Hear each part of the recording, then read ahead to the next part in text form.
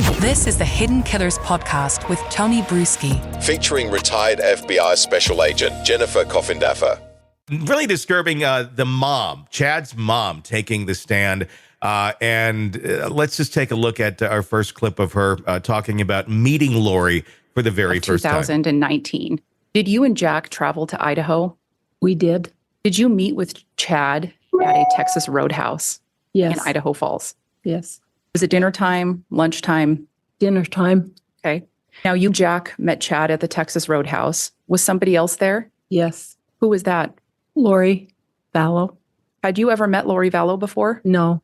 During that dinner, did Chad tell you and Jack anything about his relationship with Lori Vallow? I don't think he did as much as Lori did. Okay. What did Lori tell you? Well, we noticed that these rings on, and my husband said, "Are you engaged?" And they said, "No, we're married." Were you surprised? Yeah. Did they tell you when they had gotten married? No. Now, on November 13th of 2019, this was approximately a month after Tammy's death. Is that why you were surprised? Yeah, I was. The dynamics there kind of interesting. Doesn't sound like a relationship with mom and dad where there's any room for criticism of Chad. Where it's just kind of like, yeah, we were surprised.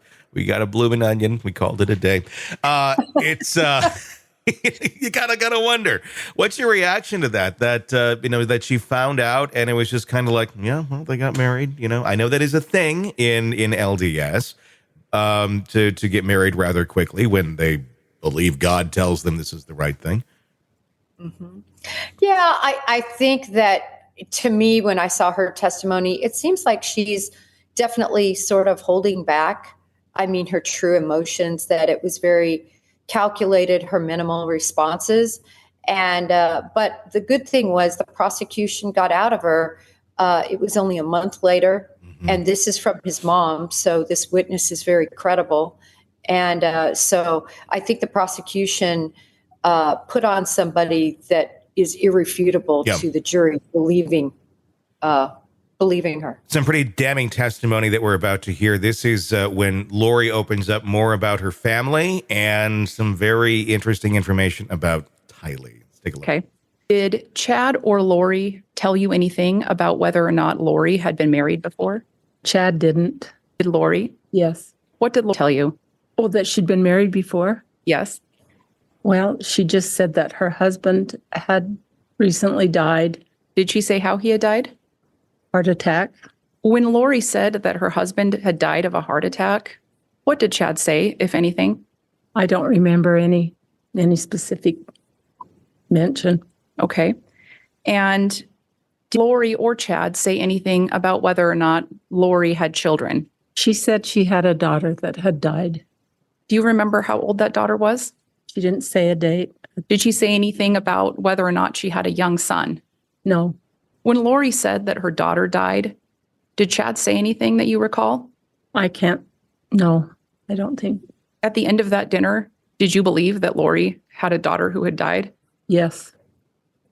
Very interesting to show the timeline here of when she revealed that information to his mom, and everyone else is still thinking that this young girl is out there staying with friends or something, but she's already spilling it that she's dead. Odd.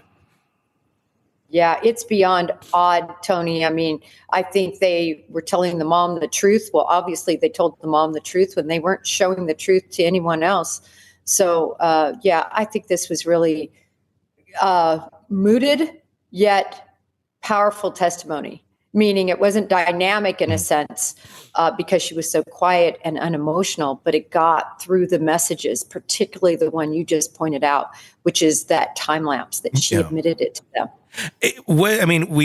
There's a lot of ways where you look at this case and like, wow, they really kind of planned this out and were somewhat conniving and really pulled it over on a lot of people. But in some people, they were just flat out honest, like this case here. Did they just get really lucky with how long they were able to carry this charade on for, where they should have been caught far earlier in all of this just their actions in general, just the dumb excuses that they were giving people that people were buying? I think it comes down to that individuals like this are seen as honest church-going, preachers, law-abiding, God-fearing people. And no one wants to assume bad things. It's very difficult, actually, for most people, because most people, this is beyond their comprehension. So it never occurred to them that they could be suffocating their wives and burning and dismembering their children. It's just not something that's on their radar. And so normal people, really do want to believe. I want to digress, Tony, really quick back to the question you had about how easily everyone was sort of convinced about that the Tammy, it was initially thought to be she just died of natural causes. Tony, I think too, remember, he was in that industry, if you will. True. In the industry of dead people. And so I think it was probably a pretty small community. And likely he also might have had some influence because of that. Maybe they knew him from before. Yeah. If you got that trust there and you look legit and you really don't have a track record, that you can get away with a lot of stuff, it appears, until you can't. And that's where we're sitting right. Want to listen ad-free? Want advanced access to all of our interviews before anyone else? Become a True Crime Today Premium Plus subscriber on Apple Podcasts. You get every episode commercial-free. So you can binge on true crime until you can binge no more. Search True Crime Today Premium Plus on Apple Podcasts now, or go to our podcast page and sign up now. More of the Hidden Killers podcast next.